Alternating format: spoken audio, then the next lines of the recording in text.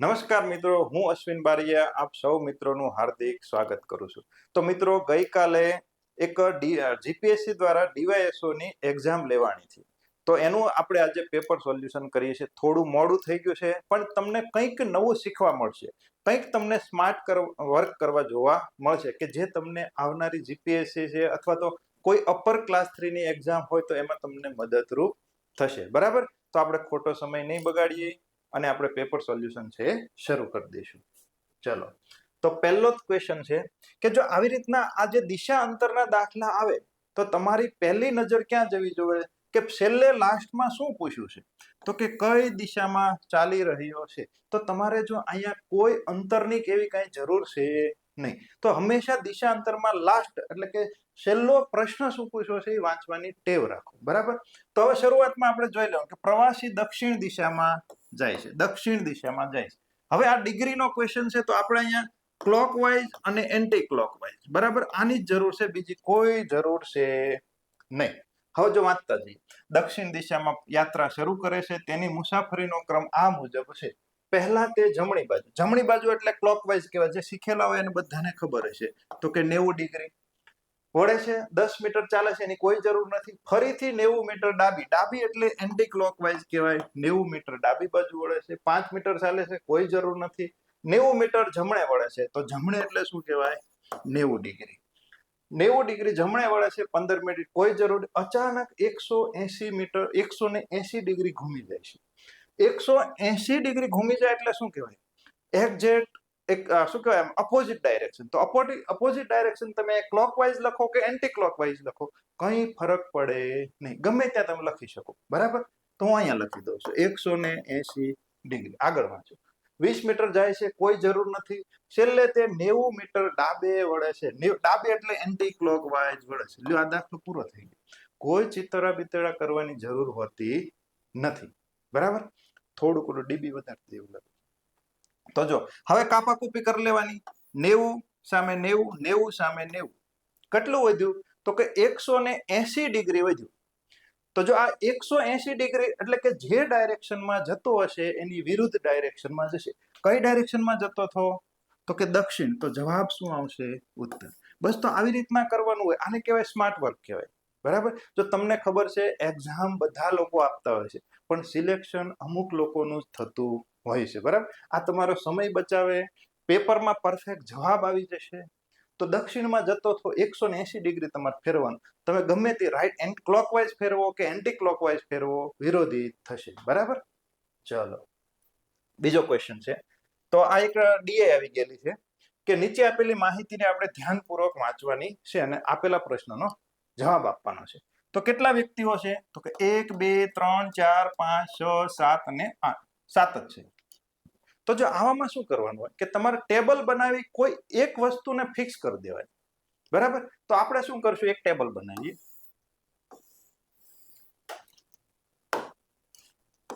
થોડું ટેબલ મોટું બનાવીએ. બરાબર? ચલો, પી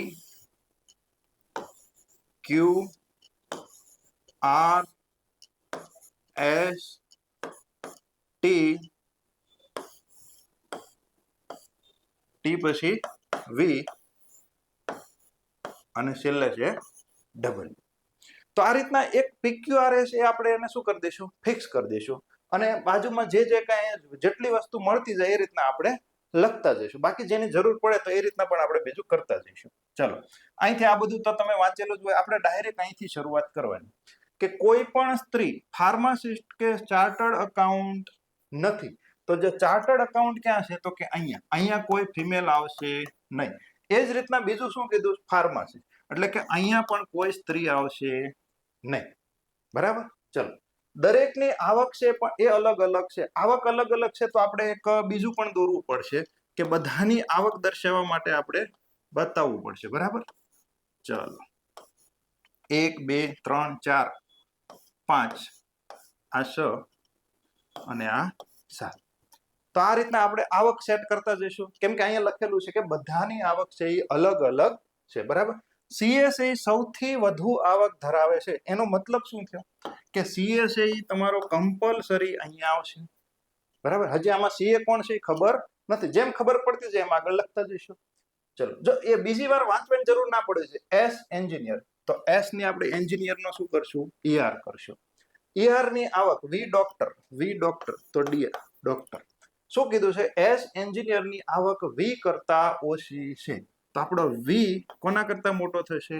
એસ કરતા. બરાબર. હજી આમાં સેટ પછી કરશું, અત્યારે સેટ કરશું નહીં.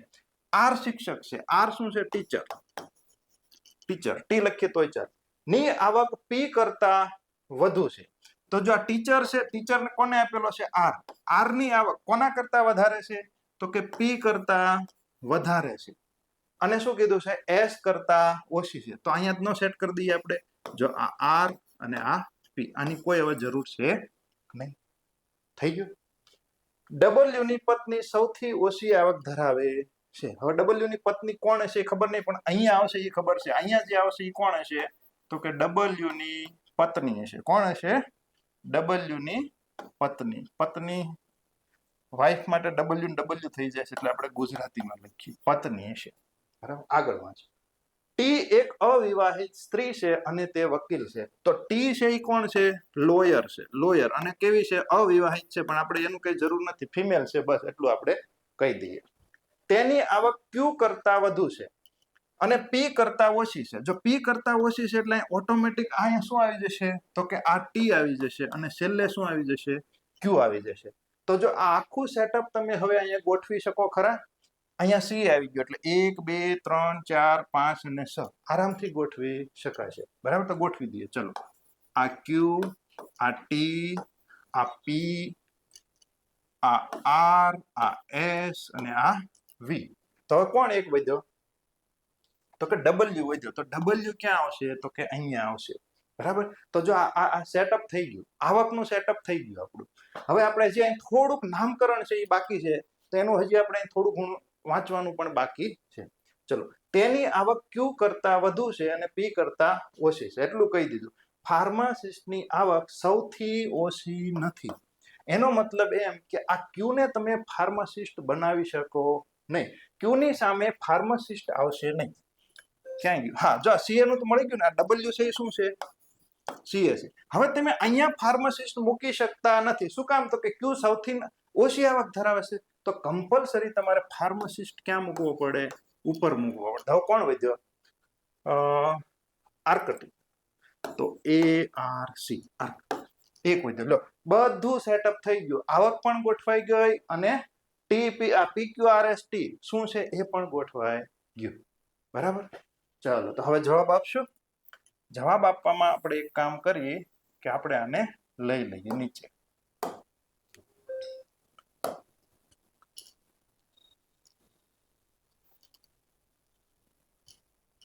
જો કે આની જરૂર નથી, આપણે એક એક વસ્તુ જોઈ લીધું હોત તો પણ ચાલે.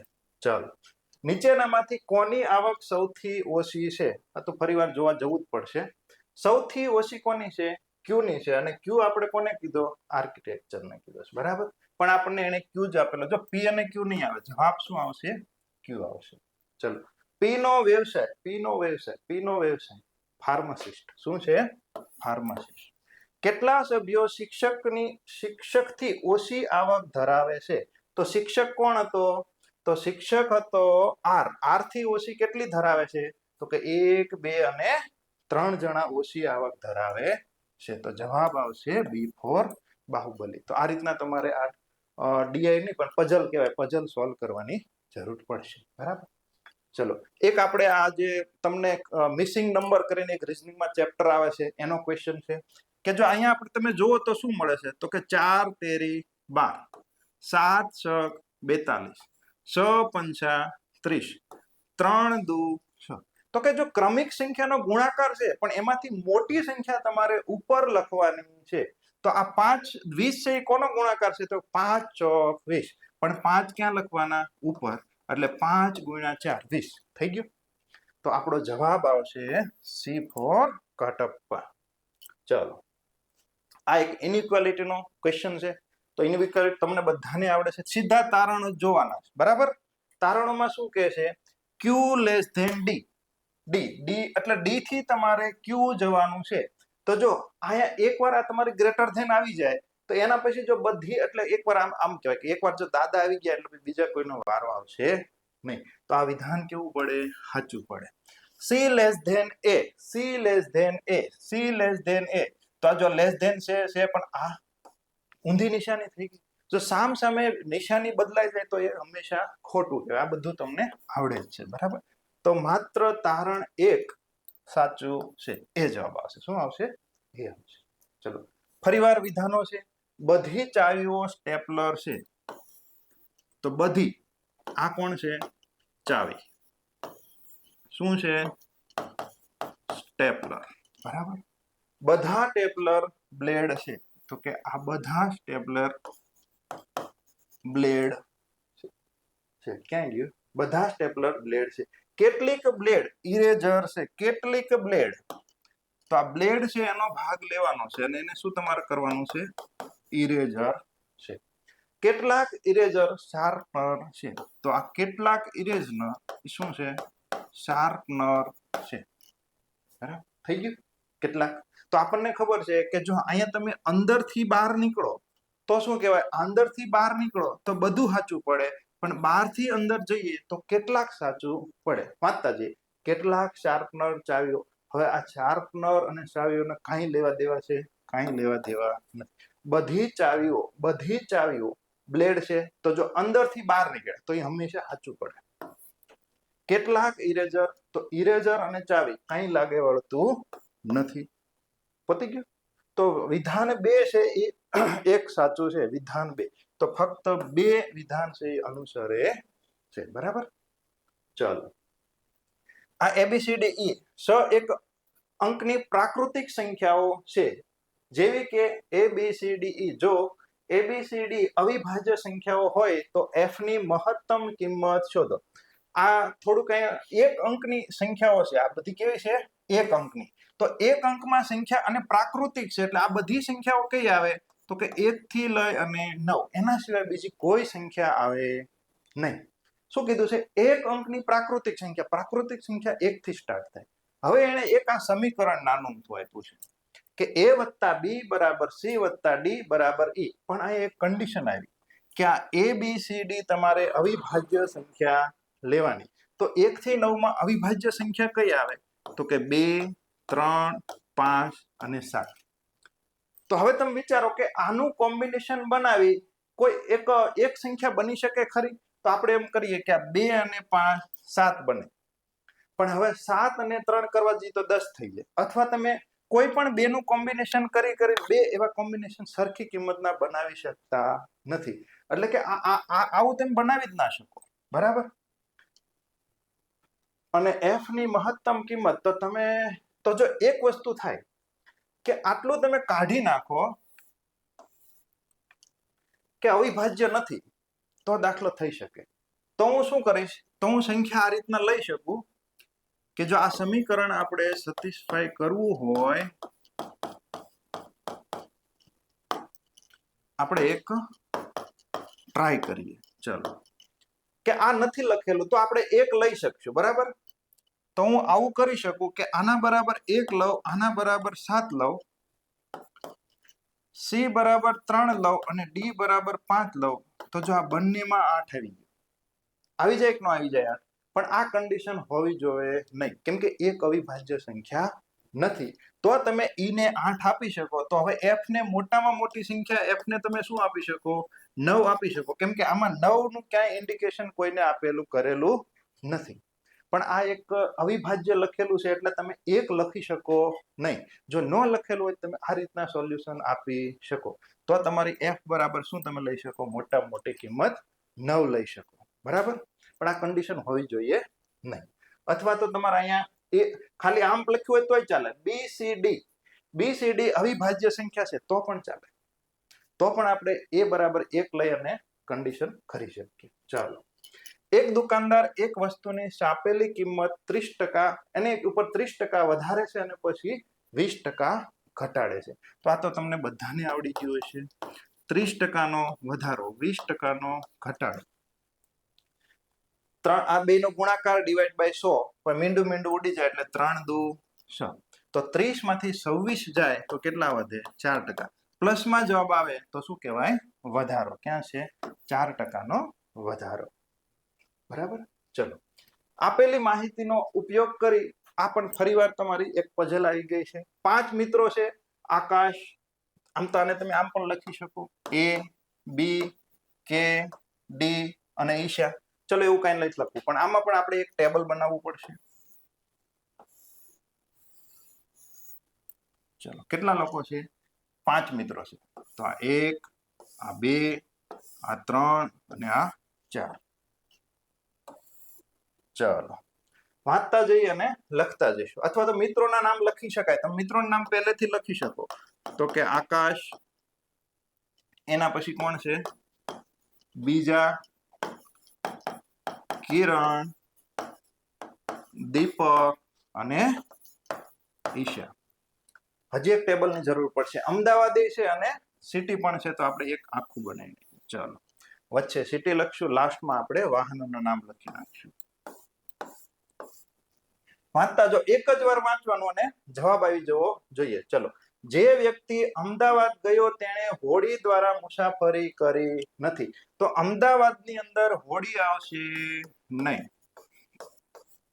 જો 2 વાર ન લખવું પડે એટલે આવું કરવાનું. કિરણ કાર દ્વારા સુરત ગયો છે. કિરણ કાર દ્વારા ક્યાં ગયો છે? તો કે આ સુરત આવશે અને અહીંયા શું આવશે? કાર આવશે. હું પેન થોડી બદલી નાખું. ચલો, ગયો છે. બીજા છે એ વિમાન દ્વારા વડોદરા ગયો છે. વડોદરા અને વિમાન. ચલો, દીપક હોડી દ્વારા મુસાફરી કરી. દીપકમાં ક્યાં આવશે? હોડી. હોડી દ્વારા કરી, આપણે સોરી, હોડી દ્વારા કરી એટલે અહીંયા તમે અમદાવાદ મૂકી શકશો નહીં. શું કામ? હોડી અને અમદાવાદને સાથે રાખવાનું નથી. અમદાવાદ ક્યાંય દરિયા કિનારે લાગુ પડે છે? આમ તો પડે છે ખંભાત, બરાબર, પણ એવું કઈ આપણે વિચારવાનું નથી. ઈશાએ ટ્રેન દ્વારા મુસાફરી કરી છે. ઈશા શું આવશે? ટ્રેન દ્વારા મુસાફરી કરી છે. મુંબઈ બસ દ્વારા અમદાવાદ અને રાજકોટ સાથે જોડાયેલું નથી. જો એનો મતલબ શું થયો કે મુંબઈ થી તમારે આ અમદાવાદ અને રાજકોટ, આમાં બેયમાં બસ આવશે નહીં. અમદાવાદ અને રાજકોટ બેયમાં બસ આવશે નહીં. હવે જો અહીંયા તમે અમદાવાદ મૂકી શકતા નથી. હવે અહીંયા જો બાકી કોણ રહ્યું? તો કે બસ એક જ રહી. બરાબર. તો બસની સામે તમે શું શું મૂકી નથી શકતા? તો કે અમદાવાદ અને રાજકોટ. અમદાવાદ અને રાજકોટ તમે અહીંયા મૂકી નથી શકતા, તો આ 2 જ જગ્યા વધી. પણ અમદાવાદ અહીંયા પણ તમે મૂકી નથી શકતા, બરાબર. તો ફક્ત અમદાવાદ ક્યાં આવશે? અમદાવાદ, રાજકોટ. તો બાકી કોણ રહ્યું? કયું રહ્યું એક બાકી? ભાવનગર રહ્યો. ભાવનગર ને હાવ હલકું ગણી નાખ્યું. આવું ન ચાલે. અમે ભાવનગર ને બસ આપી દીધી. હે વિજય, આવું ન ચાલે હો ભાઈ. ભાવનગર વાળાને હલકા ગણ્યા. ઓલો MI નો ફોન હલકો હોય એના જેવું કર્યું. ચાલો, એના વિજય તો ન આવ્યું. ચલો છોડો, આપણે એમનામ જવાબ દઈ દઈશું. એકવાર ટ્રાય કરી જો, આવી જાય તો આવી ગયું.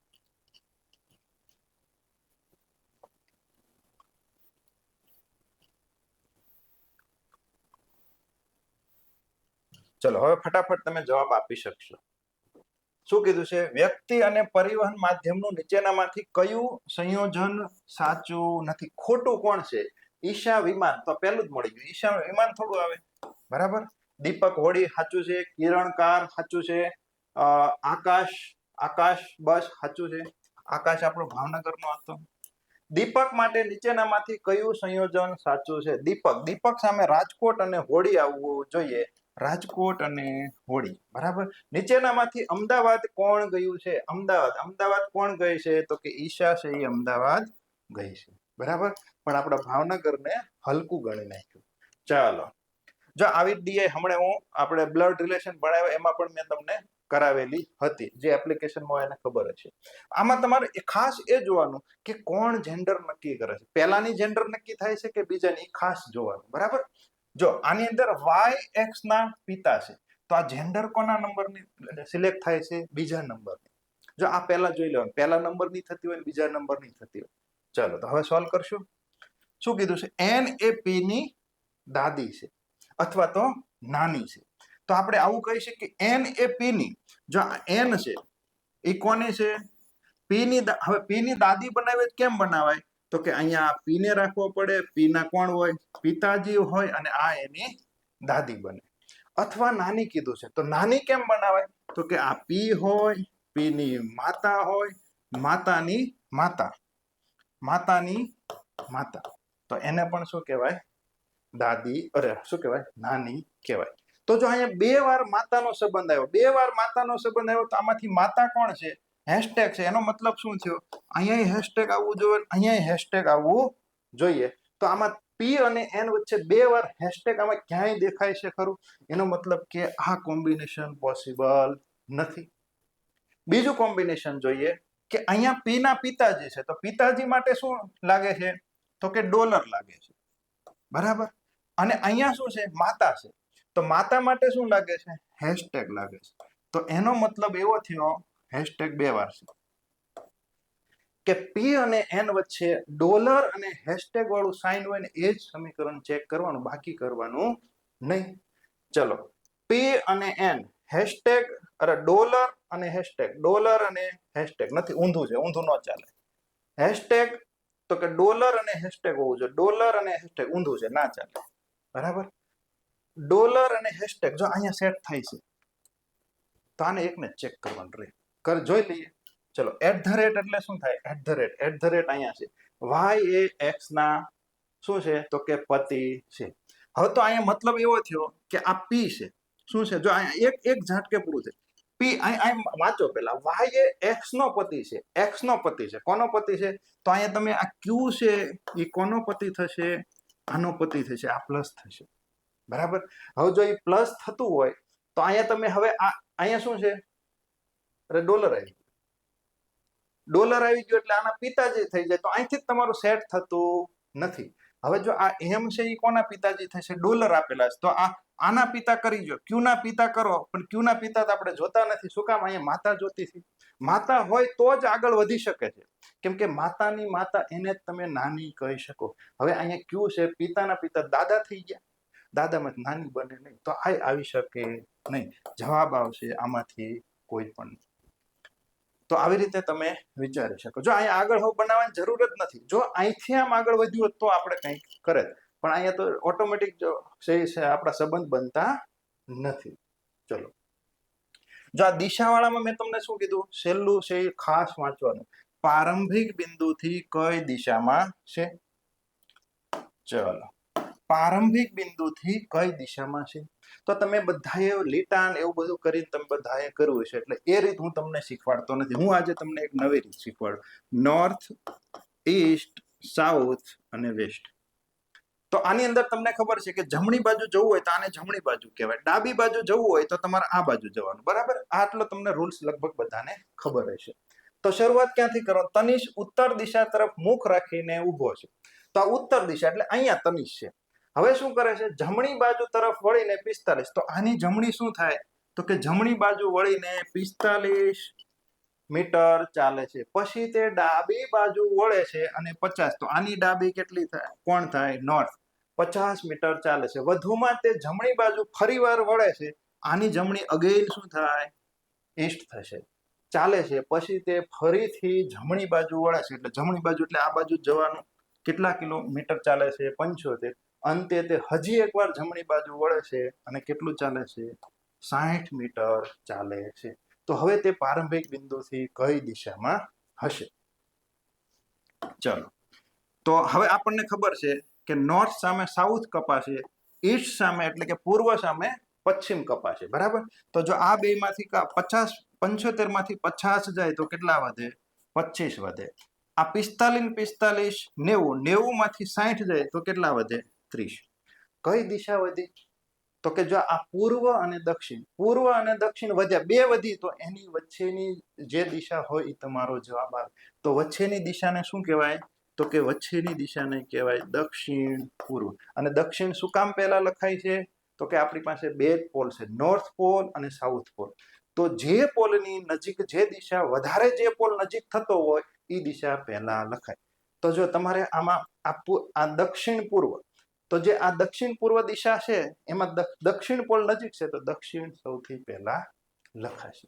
જવાબ શું આવશે? દક્ષિણ પૂર્વ. તો જો આ લીટા બીટા કરવાની જરૂર ન, આ તમે વધી 10-15 સેકન્ડમાં આરામ, જેટલી ટૂંકમાં તમારે વાંચતા વાર લાગે એટલી વાર લાગે. બાકી છોકરો આમ લીટા દોરતો હોય આમાં, પછી પાછું ક્યાં પગ્યો એને ભૂલી જાય, પાછો ત્યાં જોવા જાય ત્યાં લીટો ભૂલી જાય, ક્યાંથી ક્યાં વળી ગયો હતો. એટલે આવો ખોટો ટાઈમ પાસ કરવાનો નહીં, થોડુંક સ્માર્ટ વર્ક કરવાનું. ચલો પાછો સિલોક્સ આવ્યો. કેટલીક ચેનલ એ મોબાઈલ છે. ચેનલ કેટલીક કીધી છે, એ શું છે? મોબાઈલ છે. કેટલાક મોબાઈલ કોમ્પ્યુટર છે. આ મોબાઈલ છે, એ શું છે? કોમ્પ્યુટર છે. કેટલાક કોમ્પ્યુટર સ્ટેશન છે. કેટલાક કોમ્પ્યુટર છે એ સ્ટેશન છે. ચાલો વાક્ય વાંચો. કેટલાક સ્ટેશન એ ચેનલ છે. તો આ ચેનલ સ્ટેશન ને કાંઈ લેવા દેવા છે? કાંઈ લેવા દેવા નથી. કેટલાક મોબાઈલ એ સ્ટેશન છે. આ મોબાઈલ અને સ્ટેશન ને કાંઈ લેવા દેવા છે? કાંઈ લેવા દેવા નથી. કેટલાક કોમ્પ્યુટર ચેનલ છે. આ કોમ્પ્યુટર અને ચેનલ ક્યાંય છેડા અડતા નથી. કેમ આમ થાય છે? ક્યાંય છેડા અડતા નથી. બધી ચેનલ હવે જો જ્યારે કેટલા હોય ને ત્યારે બધા તો પહેલેથી ખોટું થઈ જાય, બધા તો ક્યારે સાચું પડે જ નહીં. એટલે કે આમાં ક્યાંય તમને 100% નથી, 100% નથી, તો આ બધું એટલે 100% થાય. 100% ક્યારે સાચું પડે નહીં. બરાબર? તો એક પણ નહીં. કે જવાબ છે એક પણ અનુસરતો નથી. ચાલો અગેન શું આવી ગયું? પાછી ડી આવી, શું કે માહિતી આવી ગઈ. ચાલો તો બનાવશું.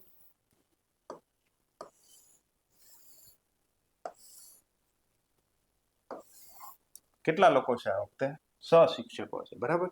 તો આ 1, 2, આ 3, આ 4 અને આ 5. ઓલું કાપડ જેમ કેટલી કાતર ચલાવવી પડે. બરાબર? પહેલા આપણે નામ લખી નાખીએ. તો આ નામ લખીએ આપણે અદિતિ. એટલે આમ તો ABCD લખો તોય ચાલે એવું છે. જો ભાવના એટલે બી, ચારુ, આ દિનેશ, આ ઈશા અને આ હેઝલ. બરાબર? તો આપણે જો નામ થઈ ગયા આ રીતના. અલગ અલગ વિષયો શીખવે છે. Philosophy, anthropology, psychology, economics, politics and science, environment and science. બરાબર? હવે આ બધું ક્રમમાં છે એવું કઈ જરૂરી છે નહીં. તો વાંચતા જઈએ અને આગળ આગળ જતા જઈએ. ભાવના એન્થ્રોપોલોજી શીખવાડે છે. એટલે કે અરે ભાવના ક્યાં છે? ચલો પેન થોડીક આપણે બદલવાનો ટ્રાય કરીએ. બ્લુ નહીં લે. ભાવના ક્યાં છે? બીજા નંબર ઉપર. તો આને આવશે એન્થ્રો. તો જે આવી જાય ને એને કાઢતા જઈએ. એન્થ્રો. બરાબર? આગળ વાંચો. તો આ લાઈન પૂરી થઈ ગઈ. કોઈ પણ મહિલા વ્યાખ્યાયિત ઇકોનોમિક્સ કે સાયન્સ એન્વાયરમેન્ટ શીખવતી નથી.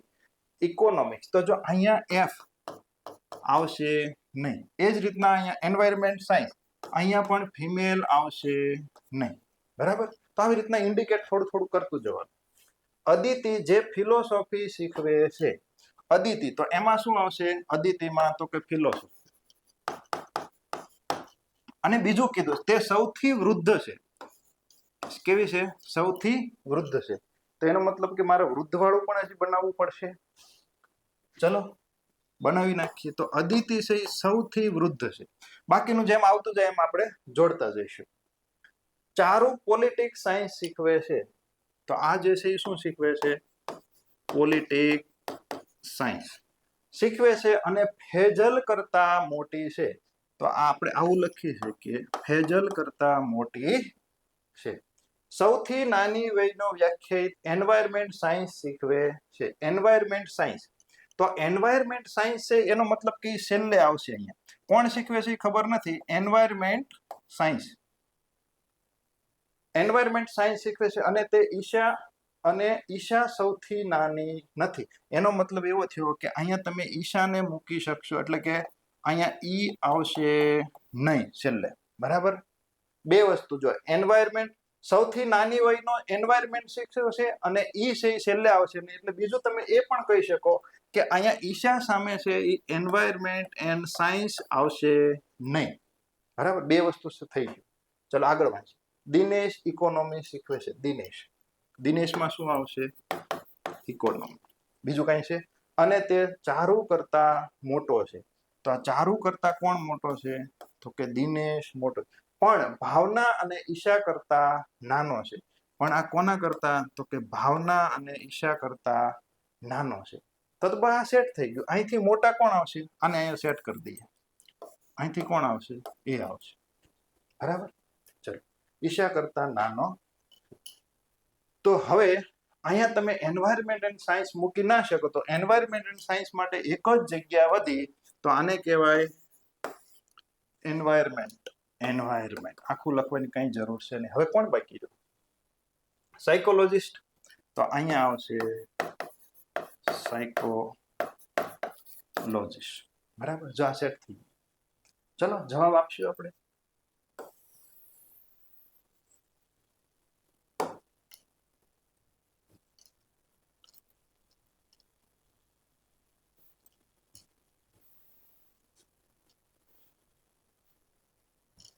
ચલો, સૌથી નાની વયનો શિક્ષક કોણ છે? સૌથી નાની વયનો, સૌથી નાની વયનો કોણ છે? એફ છે. એફ એટલે શું કહેવાય? એન્વાયરમેન્ટ. આપણે જવાબમાં શું આપવાનો છે? એફ. ફેઝલ. શું આપશે? ફેઝલ. ઈશા છે કયો વિષય શીખવે છે? ઈશા સામે શું આવ્યું હતું? સાયકોલોજીસ્ટ. બરાબર. ઉંમર મુજબ ફેઝલ થી એક ક્રમ ઉપર મોટા શિક્ષક કોણ હશે? ફેઝલ થી એક ક્રમ મોટો. સી ફોર ચારો. ચલો, છે જવાબ આ રહ્યો. તો આ રીતના તમે જવાબ છે આપી શકો. બરાબર. ચલો, આ બધી પઝલ જ છે. કોડિંગ ડીકોડિંગ આવી ગયું. તો આપણને ખબર છે કે આ જો શબ્દ લખીએ અને શબ્દમાં જે કોડિંગ આપેલું છે, જો એના એ જ લેટર તમને કોડિંગ કરવાનું પૂછેલું હોય તો પહેલું શું કહેવાય? ડાયરેક્ટ કોડિંગ હોઈ શકે. બરાબર. બીજો શબ્દ કયો આપેલો છે? તો કે BOND. એને શું કીધું? 1638. તો હવે જે તમારે ગોતવાનો છે એક શબ્દ કયો છે? તો કે DRIB. બરાબર. જો આ દરેક આના લેટર છે આ બંનેની અંદર સમાઈ ગયેલા છે તો ડાયરેક્ટ કોડિંગ તમે સીધું લખી શકો. D બરાબર 8, R બરાબર 4, I બરાબર 7, B બરાબર 1, 84, 71. ક્યાં છે? તો કે A ફોર અશ્વિન સર. ચલો, છ વ્યક્તિઓ મહેશ, નીરવ, ઓમ, પ્રકાશ, કૌશલ અને રવિ વર્તુળાકાર કેન્દ્રમાં, કેન્દ્ર તરફ એક વર્તુળાકાર છે એમાં કેન્દ્ર તરફ મોં રાખીને બેઠા છે. બરાબર.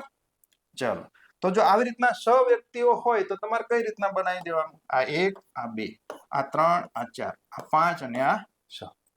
થઈ ગયું. હવે જ્યાં ફિક્સ તમારું આમાં એક વાક્ય એવું આપેલું હશે કે જે ફિક્સ હોય કે એને તમે ફેરવી શકો ને એવું વાક્ય ગોતવાનું. તો જો પ્રકાશ મહેશની તરત જમણી બાજુ બેઠો છે તો એને સૌથી પહેલા બેસાડવાનો. કોને બેસાડવાનો? પ્રકાશ મહેશની તરત જમણી બાજુ બેઠો છે તો આપણે મહેશને અહીંયા બેસાડી દઈએ. અને તે જમણી બાજુ તરત કોણ બેઠો છે? તો કે પ્રકાશ. જો આ ફિક્સ વાક્ય કહેવાય તો આ વાક્ય આપણે સૌથી પહેલા લેવાય. બરાબર. બાકી તમે આગળના બધા જો આ રવિ, મહેશ અને નીરવની વચ્ચે બેઠો છે. આ રવિ છે એ મહેશ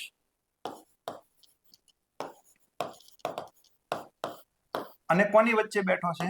નીરવ. હવે આ તમે પહેલા મૂકવા જાવ ને તો ઘણી બધી કોમ્બિનેશન બને. ક્યાં મૂકવા જશો? તો હંમેશા ખાસ ધ્યાન રાખવાનું કે હવે જો તમે આ મૂકી શકો, આ મહેશ અહીંયા આવી ગયો કે નહીં? તો મહેશ પછી કોણ આવે અહીંયા? તો કે રવિ આવે. રવિ પછી કોણ આવે? તો કે નીરવ આવે. એમાં તમને ડાબી જમણી કાંઈ કીધું નથી. આગળ વાત. કૌશલ ઓમ અને પ્રકાશની વચ્ચે બેઠો છે તો અહીંયા ઓટોમેટિક તમને ખબર પડી જાય કે અહીંયા કોણ આવશે? કૌશલ આવશે અને અહીંયા કોણ આવશે? ઓમ આવશે. એટલે થઈ ગયું. બરાબર. ચાલો,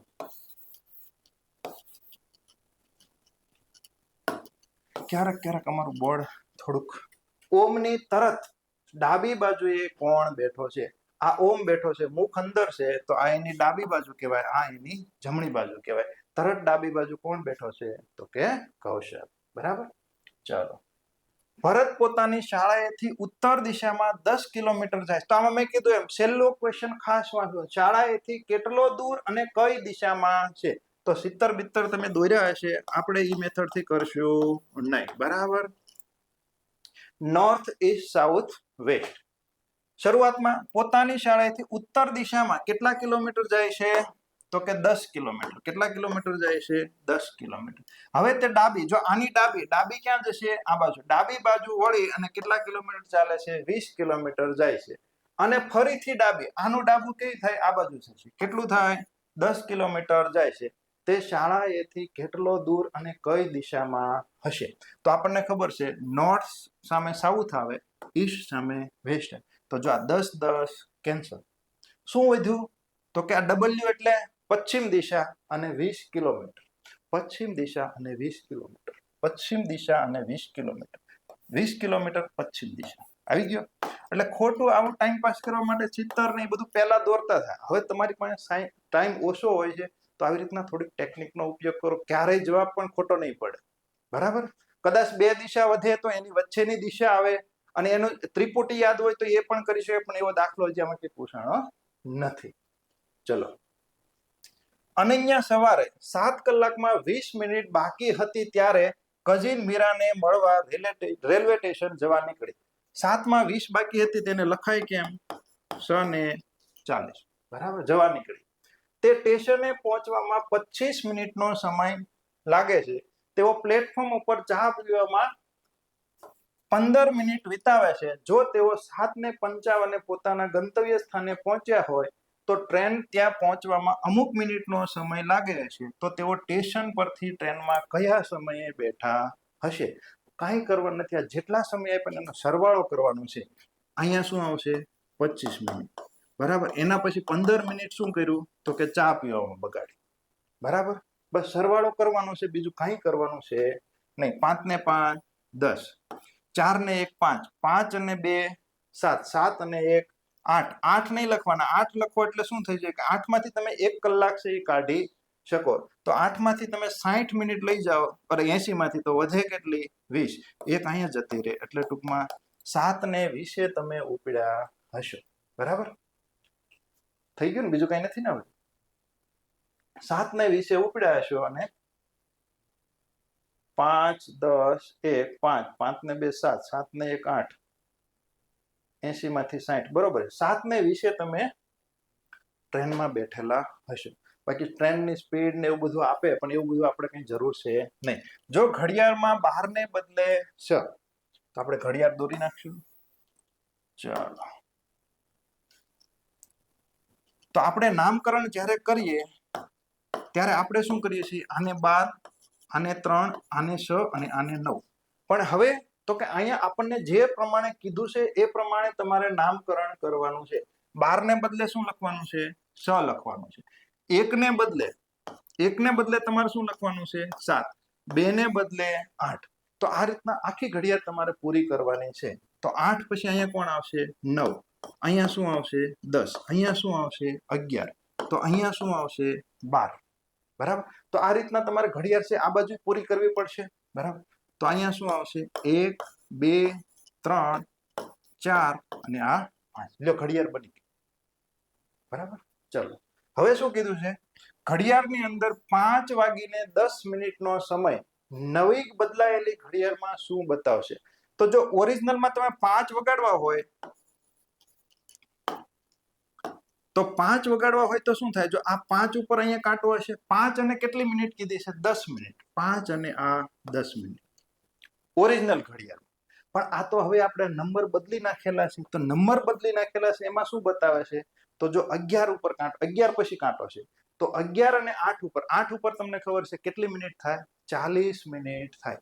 8 ઉપર કેટલી મિનિટ થાય? 40 મિનિટ થાય. તો 11 અને 40 ક્યાંય દેખાય છે? તો કે હા, 11 અને 40. ચાલો. હલો, દેખાય? આ કોડિંગ ડીકોડિંગ નો છે, પણ જોઈ ક્યાં ખબર પડી જાય છે? A B C, તો અહીંયા વારી કોની આવશે? D અને E. સેટ થઈ ગયું. M N O, તો અહીંયા કોણ આવશે? P. એ જ રીતના W V W X, તો અહીંયા કોણ આવશે? Y. D P Y જો જોઈને વ્યવસ્થિત ટીક કરવાનું. અહીંયા DYP છે, એક જ અક્ષરનો થોડોક આડાવડી છે. બરાબર? એક સંશોધન ઇન્ટર્નશીપમાં કાર્યક્રમમાં દર અઠવાડિયે પસંદ થયેલા ઉમેદવારોની સંખ્યા એક છુપાયેલા તાર્કિક ક્રમમાં આગળ વધી રહી છે. પ્રથમ 5 અઠવાડિયાની પસંદગી તમને આપેલી છે. 1 2 4 7 અને 11 આમ આગળ આ રીતના આગળ ને આગળ વધતી જાય છે. જો પસંદગીમાં આવો જ ગુપ્ત વિકસતા ક્રમનો અનુસરણ થાય તો જણાવો કે 10મા અઠવાડિયે કેટલા ઉમેદવારો પસંદ થયેલા. એટલે ટૂંકમાં તમારે 10મું ટર્મ પસંદ કરવાનું છે. તો જો અહીંયા બે વચ્ચે ગેપ કેટલાનો છે? 1 નો. એટલે +1 થયું. અહીંયા શું થયું? +2 થયું, +3, +4, +5. તો આ રીતના આગળ આગળ તમે વધતા જાઓ એટલે તમને એક અહીંયા શું મળશે? 10મું ટર્મ મળશે. તો આ રીતના તમે ગધા મજૂરી તો બધાએ કરીએ છે. પણ જો આના માટે છે ને એક સૂત્ર આવે છે કે તમારે 10મું પદ શોધવું હોય, આ એ એટલે પ્રથમ પદ થાય 1 + n - 1 * n / 2. હવે કાલ સવારે તમને આ 20મું પદ શોધવાનું કીધું તો ભાઈ એટલી ગધા મજૂરી કરશો તમે, બરાબર? તો આવું થોડું થોડું તમારે ક્યાંક અમુક જગ્યાએ જ્યાં કમ્પલસરી સૂત્ર યાદ રાખવા પડે ત્યાં રાખવા જોઈએ, બરાબર? તો 10મું પદ શોધવાનું છે. 10 માંથી 1 જાય તો 9 × 10 / 2. તો આનો જવાબ કેટલો આવશે? તો કે 45. 45 અને 1 કેટલા થાય? 46. જો કાલ સવારે તમને એમ કે 20મું પદ ગોતો તો આ તમે ફટ કરતું ગોતી શકો. 1 + આ સૂત્ર તમારી પાસે હોય, 20 માંથી 1 જાય તો 19 × 20 (2). 2 ઉડી જાય 90 અને 191. જો આ જવાબ આવી ગયો ફટ કરતો. તો આવી રીતના થોડુંક સ્માર્ટ વર્ક કરો, સીધે સીધું. હવે આ રીતના તો કરીને આખું કામ કરી દીધું. જો સામાન્ય બુદ્ધિથી પાસ થવાય, મેરિટ લિસ્ટમાં ના આવાય કોઈ દિવસ, બરાબર? એટલું યાદ રાખજો, કેમ કે હવે કોમ્પિટિશન વધી ગઈ છે. ચલો, એક છાત્ર 10 કલાકમાં એક પુસ્તક લખી શકે છે, બીજો છાત્ર છે એ 15 કલાકમાં પુસ્તક લખી શકે છે. જો બંને છાત્રો મળીને પુસ્તક લખે તો કેટલા સમયમાં પૂરું કરે? તો કામ અને મહેનતાણું તો આપણને બધાને ખબર છે. આનો લસા કેટલો થાય? 30. 10 તેરી 30, 15 દુ 30. સમય ગોતવો હોય તો ટોટલ કામને તમારે કાર્યક્ષમતા વડે ભાગવું પડે. જવાબ શું આવશે? 6. 5 × 30, બરાબર? કદાચ તમે આ બે જ વ્યક્તિઓ છે, તમે સૂત્ર પણ XY વાળું વાપરી શકો. ઉપર શું આવશે? તો કે બંનેનો ગુણાકાર આવશે. તો 10 × 15 છેદમાં બંનેનો સરવાળો 10 + 25. અરે 15 કેટલા થાય? 25. 25 કેમ ઉડાડવાના? તો કે 5 દુ 10, 5 તેરી 15, 2 તેરી 6, બરાબર? તો આ રીતના પણ તમે કરી શકો. આ હેલો દાખલો કહેવાય. 7 વર્ષ પહેલા રાધિકા અને તેમના પતિ મયંકની ઉંમરનો સરવાળો. જો 7 વર્ષ પહેલા કીધું છે તો અત્યારે કેટલો થાય? તો બંનેમાં 7 ઉમેરો થાય કે ન થાય? તો કોણ કોણ છે? તો કે આ રાધિકા વત્તા તેના પતિ મયંક આપેલું છે નામ. આ હાલની ઉંમર સરવાળો કેટલો થાય? તો કે તો આવશે તે વત્તા બંનેમાં 7 વધારો થાય એટલે કેટલો થાય? તો કે 14 થશે. આ હાલની ઉંમર થઈ ગઈ. અહીં હું લખું છું હાલની, બરાબર? આગળમાં 5 વર્ષ પછી તેમના 2 બાળકો છે. કોણ છે? અર્પણ અને કૃપા. એની ઉંમરનો સરવાળો 2 વર્ષ થશે. આ કેવું છે? 5 વર્ષ પછી થશે. તો હાલમાં શું થશે? તો કે હાલમાં બંનેની ઉંમરમાં 5 નો ઘટાડો થાય કે નહીં? તો જે બ થતી હતી એની અંદર 2 માં 5 ઘટાડો એટલે ટોટલ ઘટાડો કેટલાનો થાય? તો કે 10 નો થાય, બરાબર? તો બધાની હાલની કુલ ઉંમરનો સરવાળો કેટલો છે? તો આ બધાની હાલની જ છે. સરવાળો કરો તો શું વધશે? તો કે અ વત્તા બ વત્તા 14 માંથી 10 જાય તો 4, બરાબર? આવું કઈ છે? અહીંયા છે. તો C4 કટપ્પા, બરાબર? ચલો, એક સંખ્યાના 5 ગણી કરવાની છે. તો આ બીજગણિતનો દાખલો થઈ ગયો. કોઈ એક સંખ્યા છે એના પર તમારે 5 ગણા કરવાના છે, પછી તે જ સંખ્યા ઉમેરવાની છે તો તમને 186 મળે. તો 6x = 186. 6 વડે છેદ ઉડાડવાના છે, બરાબર?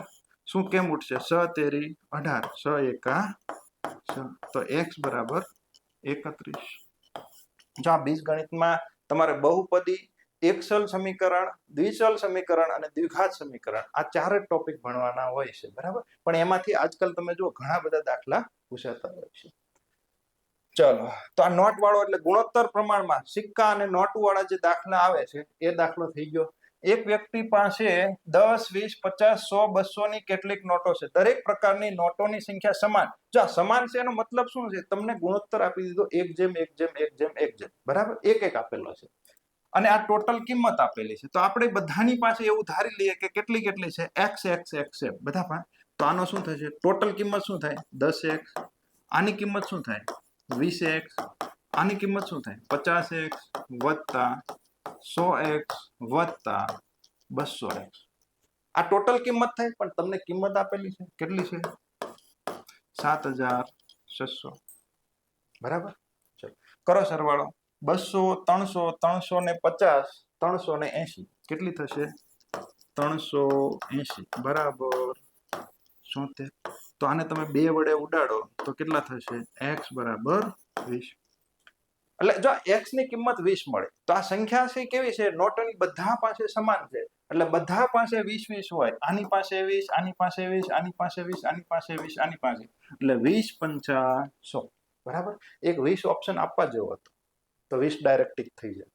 ચલો આ જો આપણે વાંચીએ 15 ઓગસ્ટ 1947 ના દિવસથી શરૂ કરીને આજ દિન સુધીમાં કુલ કેટલા લીપ વર્ષો છે જેને 4 વડે, હવે આ લીપ વર્ષ લખ્યું તો પછી આ લખવાની કોઈ જરૂર હોતી નથી. લીપ વર્ષને 4 વડે જ હોય છે. બરાબર?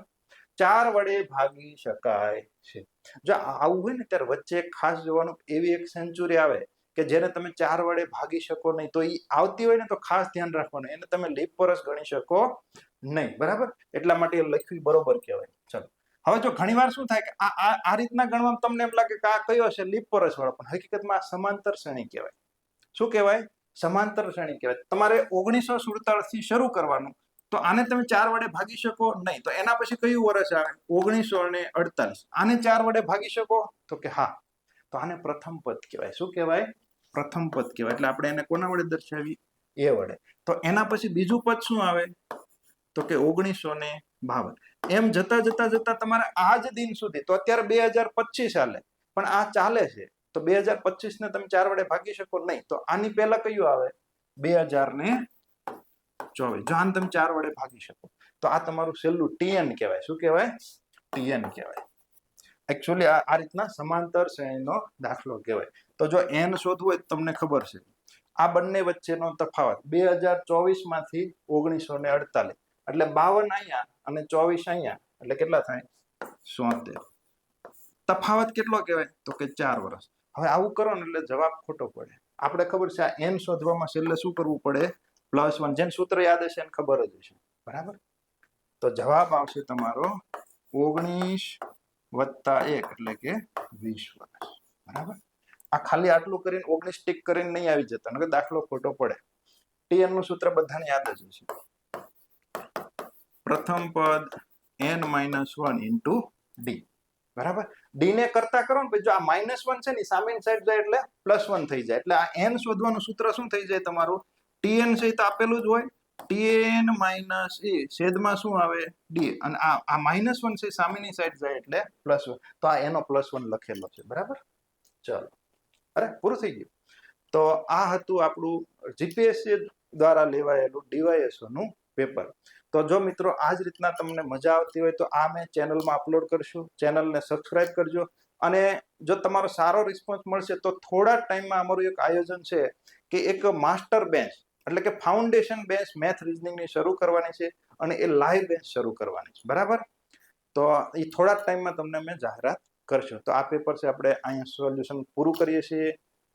હવે આપણે નવું ક્યારેક પેપર સોલ્યુશન કરીએ અથવા તો નવો કોઈ એક ટોપિકનો વિડીયો લાવશું. ત્યાં સુધી બધા જ મિત્રોને જય હિન્દ, જય ભારત. Thank you.